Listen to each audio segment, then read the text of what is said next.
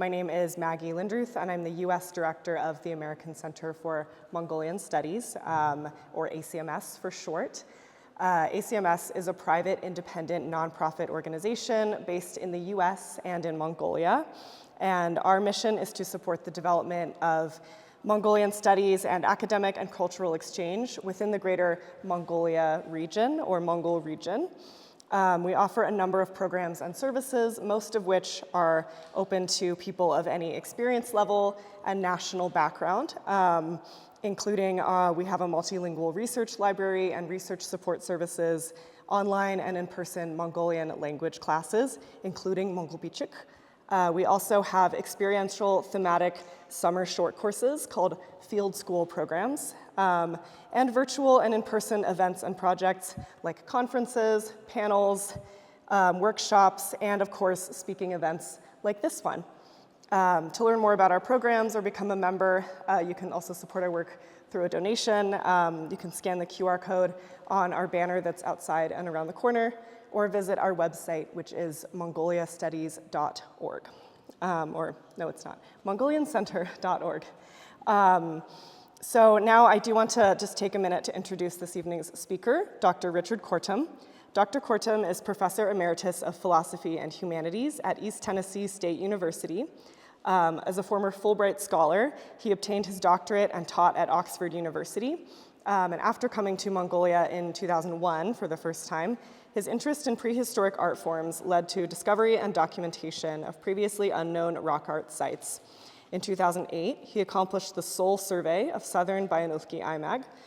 His many publications include Ceremony in Stone from NEPCO here in Mongolia in 2018, as well as the newer book, which he'll be talking about today, Ritual Landscapes, which is also available in our ACMS library, which is over at our office on Seoul Street in the Natskadorj City Library. He has introduced systematic and analytic procedures for recording rock art and is currently working on a novel means of scientifically dating Altai petroglyphs that shows great promise. So Dr. Kortum, along with Dr. Bill Fitzhugh, was awarded a U.S. National Endowment for the Humanities 3-year collaborative research grant, which they have been using to conduct the research described in this talk. Before I turn things over to Dr. Kortum, I want to take a moment to thank the National Museum of Mongolia for hosting the event this evening. The National Museum, as many of you probably already know, was formally established in 1971 and currently has a collection of over 57,000 objects relating to the history of Mongolia and Central Asia. Their collection ranges from prehistory to the end of the 20th century, so it's very expansive. They've also long been an important partner of ACMS, and we've worked together over the years on projects including capacity building projects and workshops and exhibitions featuring research by international and Mongolian scholars working together collaboratively. We recently signed a renewed memorandum of understanding with the National Museum, and we're super excited to continue working together on meaningful projects far into the future. So again, thank you to the National Museum for hosting this event this evening. Now, without further ado, please join me in welcoming Dr. Richard Kortum, who will be first kind of starting out with some more interactive Q&A and discussion of his work. So yeah, thank you.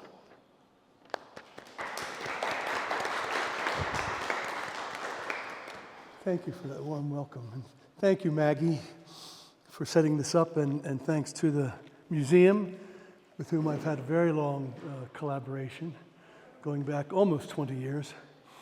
I first came to Mongolia in 2000. My wife was in the diplomatic corps from the United States. She worked at the U.S. Embassy from 2000 to 2002, and that's what brought me over here initially. And on a trip out west, when I heard that there had been the discovery of petroglyphs, I wanted to go see for myself and ended up discovering some that were unknown, and that was a very major world-class site, but to be the focus of the presentation tonight, called the Belut Petroglyph Complex out at Houghton Lake. Has anybody been out to Houghton Lake? Houghton? Yeah, it's almost right on the border with Xinjiang and Russia. Yeah, it's a spectacular place. If you have a chance, by all means, try to get out there. It's really one of the most beautiful places on the planet. It's an interesting view of the Earth from the north, not usually from side on like we're used to. For example, I don't know if you can, it doesn't do it. Okay, so here we are. Here we are. So we're out in the far left, in the pink area called Bayan-Ulgii, Rich Cradle. I just came from there yesterday. The Altai Tavanbog National Park, which is enormous. Some of you may have been there. The red circle indicates where our site is. Okay. So we're almost right on the border. And this in the middle, upper left, is Hotan Lake, or Hotanur. And we're just on the east side. And these lakes were carved by the glacier, the Putanen Glacier. There's a smaller site up at that northwestern tip called Erotolgoi, which has a small number of petroglyphs, and some of those are also Paleolithic, but most are Bronze Age. There we go. Okay, there's the Altai Range as we're approaching it. A very large ovoe, which we circumscribe 3 times clockwise to ensure safe journey. Here we go. Why are you going backwards? Okay. Some details of the ovoe. We passed through a little village called Sengel. It has a small mosque. I had a wonderful experience there in 2004, my first time to this site when I discovered it. A little Muslim man came out and invited us to go visit the mosque.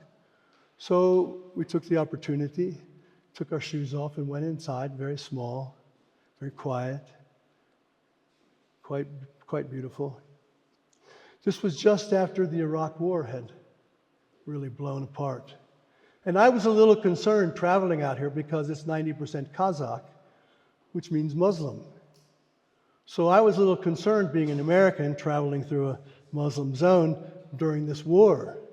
I didn't know what the feelings would be. I was a little concerned. And this man took the driver and hugged him to his side. And our driver was also Kazakh Muslim, but he hugged him to his side and said, "We're all brothers." And I asked him, "Are you a Sunni or a Shia Muslim?" Right, that became a big distinction for Americans during the early stages of the war, that there was a big difference between Sunni and Shia. So I wanted to know, was he Sunni or Shia? He didn't have the slightest idea what I was talking about. This is before there's any cell phones, any internet cafe. There's nothing out there. No communication once you're out there. So, I'm pretty sure he didn't know a war was going on. But then he took my translator, who was Mongol, and hugged him and said, "We're all brothers here." So I thought, that's really good. That's really nice. And I asked him again, "Are you Sunni or Shia?" And he brought me into the circle and hugged us all tight and said, "We are all brothers here." And I thought, that's good enough for me. We're all brothers. And it would do us well if we remembered that more often. So it's Mongolian time always out there. It's not clock time. So we got stuck for over an hour behind this stalled truck until I managed to convince him to put it in neutral and coast down, and we could get around. But you just have to expect these things. So Mongolia, getting there, crossing rickety bridges, oh my God. Everybody had to get out of the van to do this. Crossing the glacier, swollen streams, which comes up half the side of the van until that happens. So I always try to travel with a couple vehicles. So getting there is half the fun.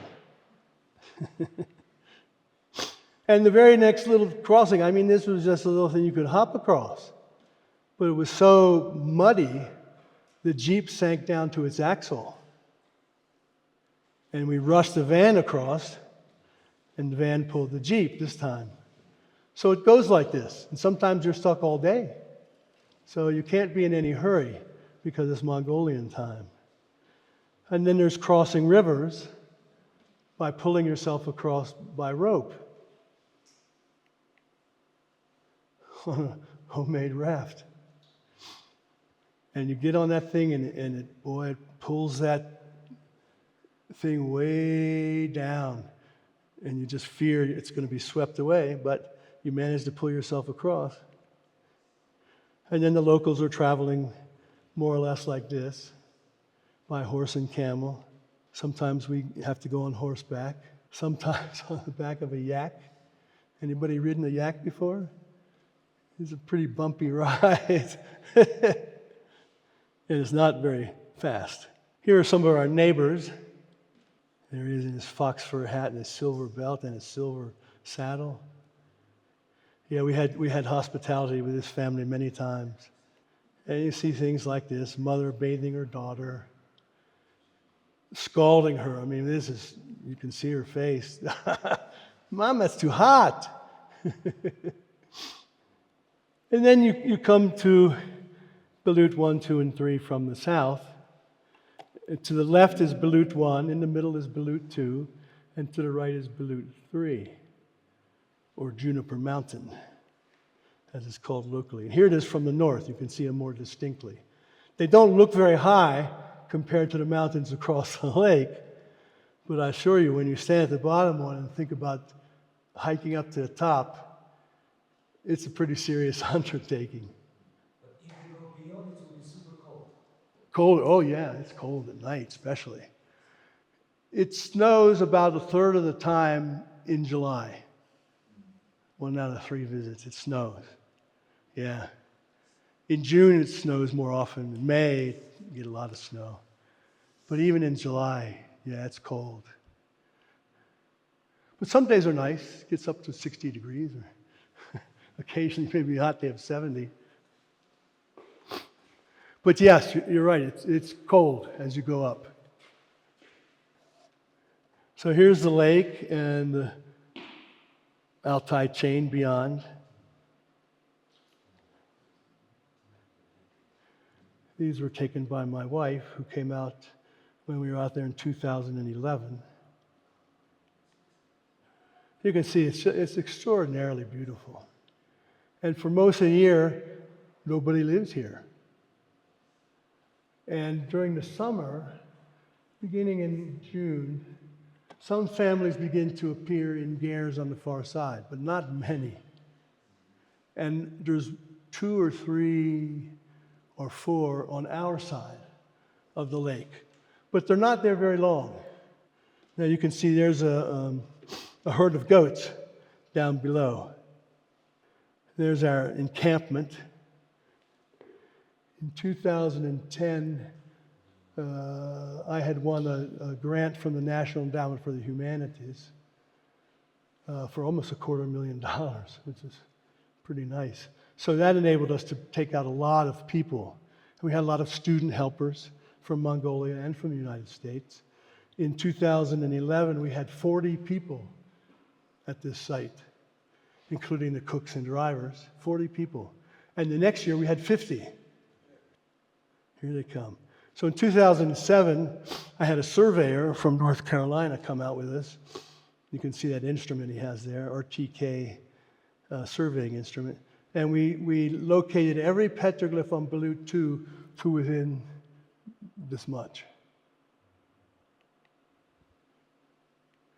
So here are some of those data points I told you about. Figure type, cultural period, what size it is, and so on. A lot of information. And here's one of my data sheets showing recordings, all kind of things. Figure type, period, the body, whether it's pecked in full or whether it's an outline. So this ongoing study is both multinational and multidisciplinary. I've had researchers from 8 different countries with me. So on the left is part of that rock I told you about with the giant horse riders. You can get a little sense there of how large they are. And we map the locations and the figure type for every one So different colors represent different periods, different ages. This is on balut 2. So we can discover patterns, for example. Here we're up on the side of balut 1, overlooking the lake. You can still see it's mostly covered in ice. And we make tracings through clear plastic of ones that I deem to be especially important or unusual. And we take photos of those and measurements.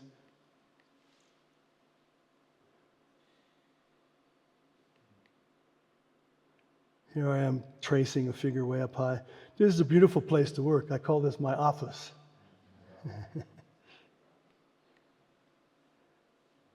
Here's a running archer. So some of them are located up quite high, up in the ice and snow even. Some of them are on large enough rock with multiple figures that it takes a large sheet and several people.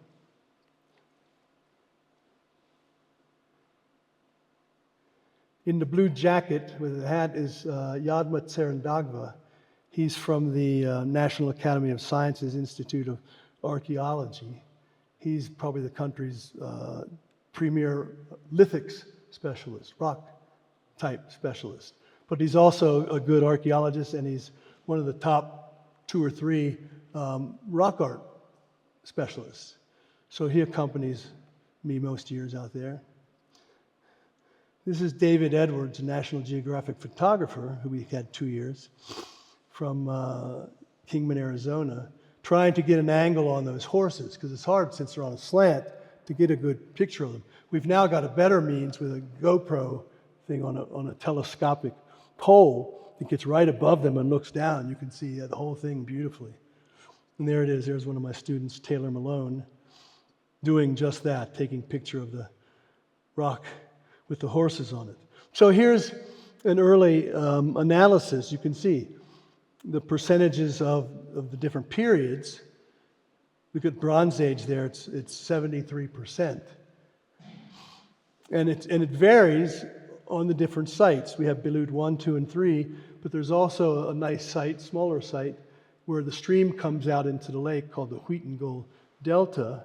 And then there's another place where there's some bluffs above a herder's spring house, which we call Spring House Bluff. And that has a small number, you can see, about 140 petroglyphs, almost all of them Bronze Age. So this, allows for a systematic study of this particular site. Nobody has done anything like this anywhere. So we can tell, for example, that the Bronze Age was the most predominant, but especially if you look at Balut 1 and Spring House Bluffs and Broken Mountain, where it's almost exclusively Bronze Age. Here's a deer stone, which unfortunately has been broken at the top. Classic, from about 1200 to 700 BC. And this is the kind that's most typical out west. It's called the Eurasian deer stone type. It doesn't have any deer on it, but it has the other elements like a necklace. You can see the necklace, and above that you can see what's called an earring, which is on 2 sides. And down below, down in the middle, you see something dangling there. That's a tool. There's my wife with one of the famous ones that actually has a 3-dimensional face, which is very rare. And there are lots of Turkic man stones, or stone men. This is a very tall one. Mostly they're small. But it's carved out of a beautiful sort of emerald green stone. And this is right across the lake from our site, as is this Turkic burial.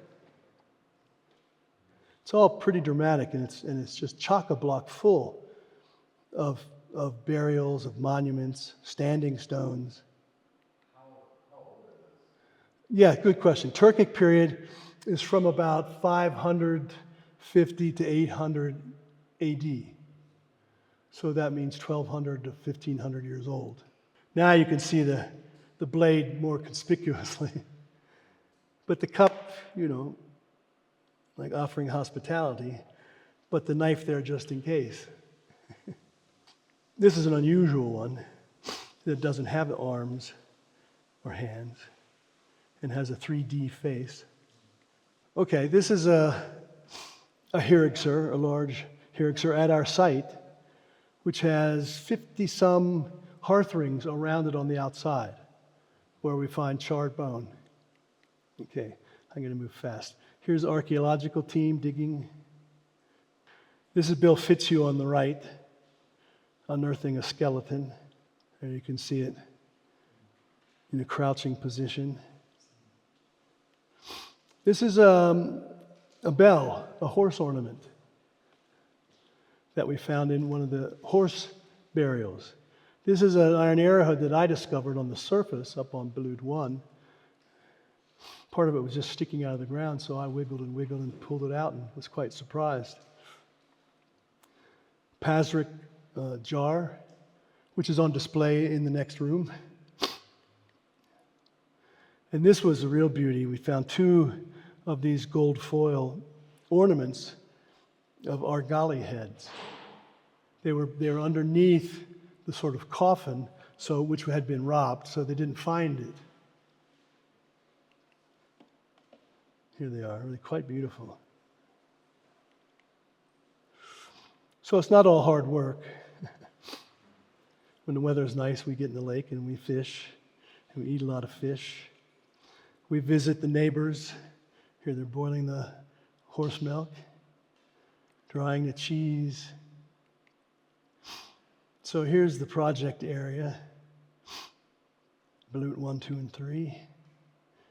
Another type of map. And here's locations of Mongolian deer petroglyphs, like we find on the deer stones. This was my first time out there in early June, and it snowed overnight, and I thought the whole thing is a lost cause. But by afternoon, it had all melted off, and everything was fine. That's a picture of Balut 2. And there are our neighbors. So if you look in the center and the sort of upper left, you see those patches of rock. They're really quite beautiful in the sunlight. They shine, they reflect. And those are very large panels on which people made the petroglyphs. There you can see it from the side on. You can see some of the panels. They're just right under your feet. So we scour these hillsides in a systematic way with the team. We go across this way, and then we go down this way, and we put a flag where we find the petroglyphs. And then we come back in that section, and we start documenting them. So here are the giant horsemen. That's about 8.5 feet from the nose to the tail. There you can see it.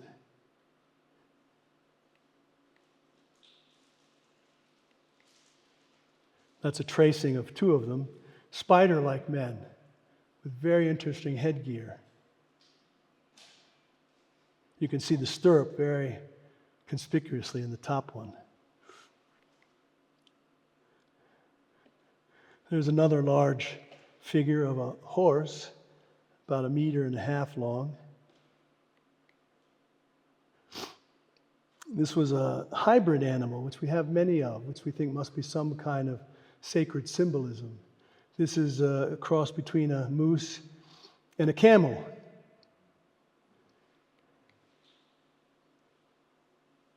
Here's a hunt scene. You can see an archer on the far left and the dogs trying to get this deer. There's a couple archers, one at the top and one at the right.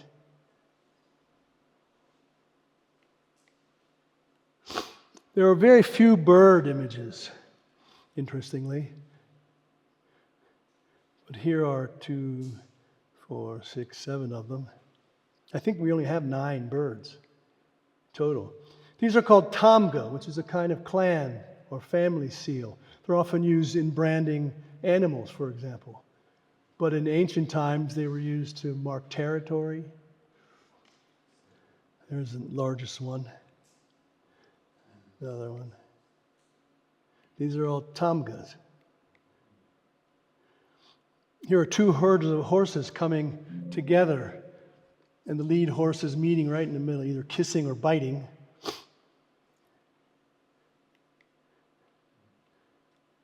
There's a child leading a yak. Two horse riders, one drawing the other with a line. Reminds me of that kind of scene. That's an archaic horse. Horse and rider. Even a yak rider.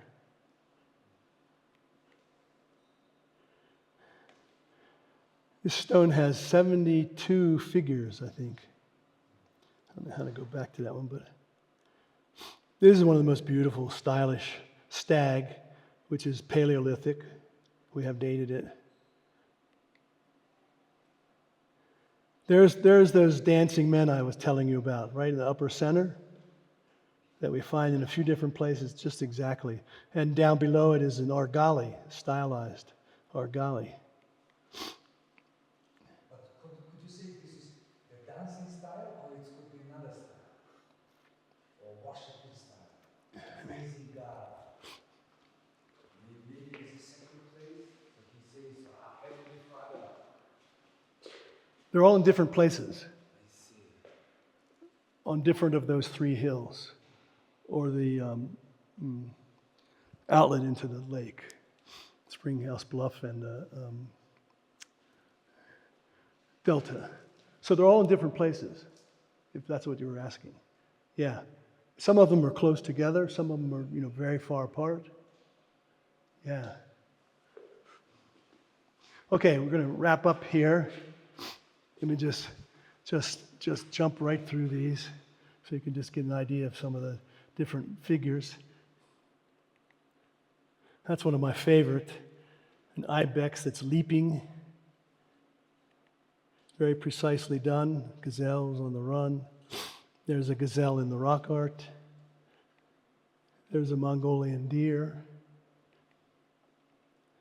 Even on just stones, this is just a stone, probably a foot wide. It's got peckings on it. Boars and camels, snow leopards, and bear. Not many. This is an ostrich or a crane. This is a very strange figure. It's called a mushroom-hatted figure, but it has wings. This is the only one I know of like this. Yeah. There is the petroglyph of ostrich and goby. Do you think they are related? Probably. This is a solar-headed figure, symbolizing I know not what. This is probably a shaman. Big feet, long fingers, and a feathered headdress. This is one of my favorites, Cyclops, one eye.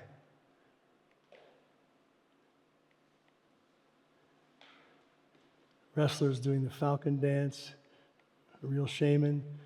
This is an old figure. Can you see it? Raised arms, branches coming off of it. Yeah, and holding two crooks in its hands. Long body. This is another strange one. The top of the Springhouse Bluffs.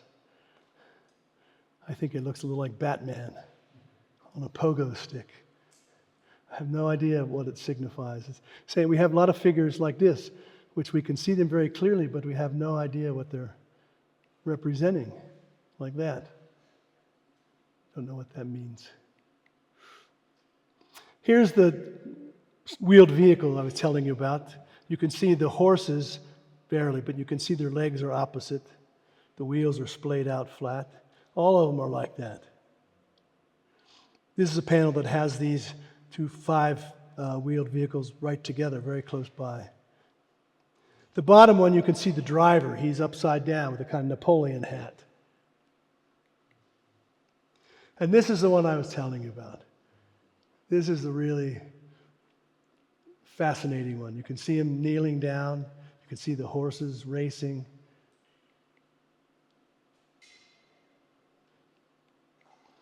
There he is. You can see him. See him holding onto that steering wheel?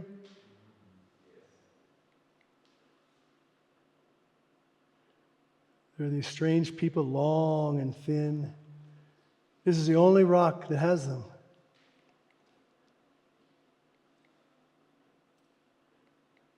Wielding an axe and a spear. A lot of combat scenes like that.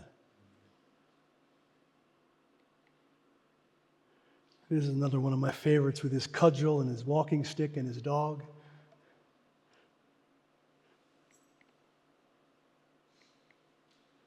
Lots of archers.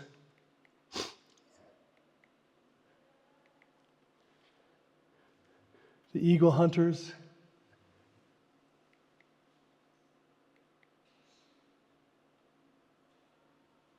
Fantastic photo.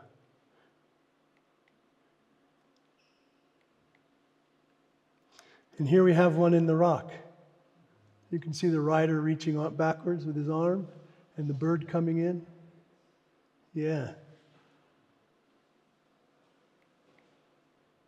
And here's the birthing woman I was telling you about, surrounded by the cupules. See the round belly and the breasts very conspicuously. There she is. And the little baby emerging. Can you see?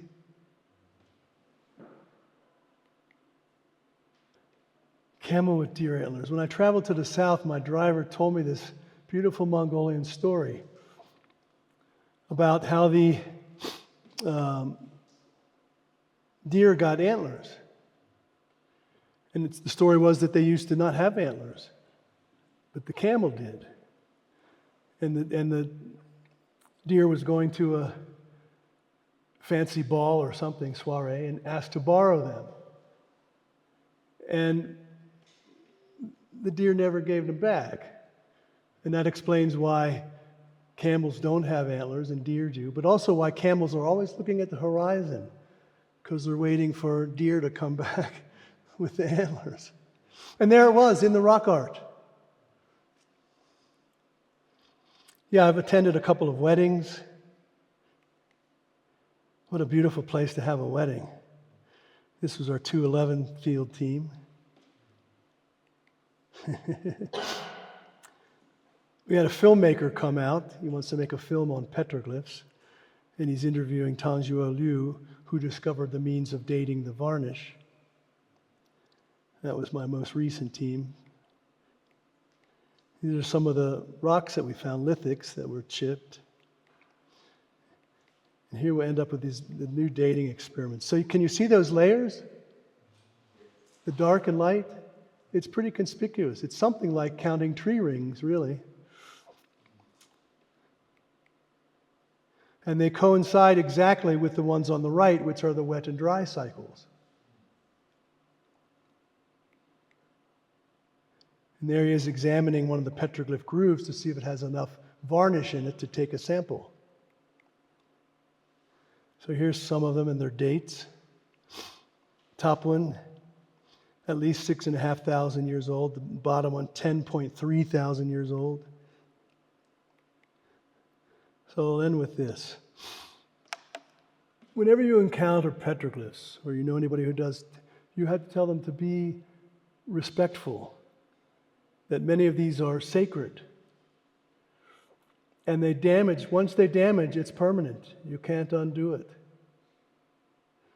So there's natural damage like lichens growing on them, and weathering, sand and wind and ice, which makes it hard to see them. Here you can, there it is, now you can see it.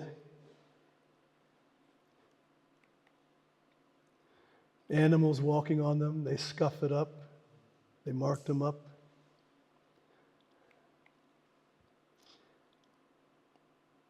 Hooves of horses,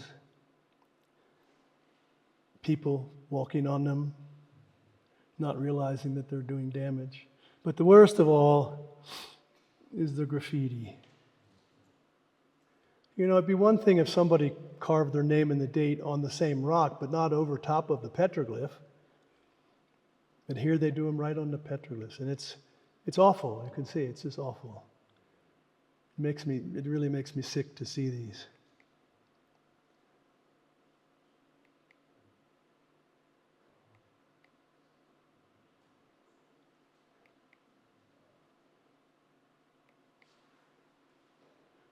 This beautiful moose was scratched in like that, like chalk, except it's not chalk, it's scratched in.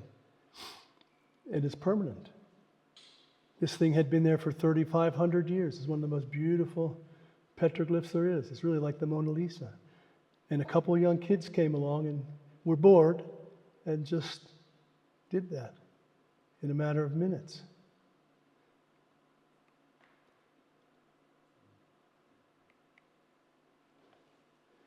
You can't even see the petroglyphs underneath here.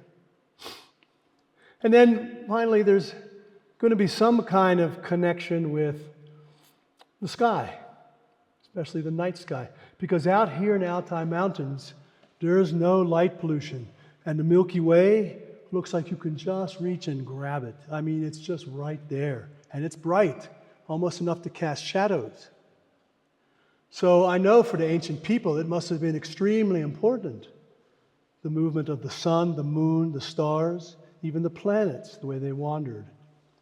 So I'm convinced that some of the petroglyphs are probably what we call constellations, like the Big Bear or the Big Dipper.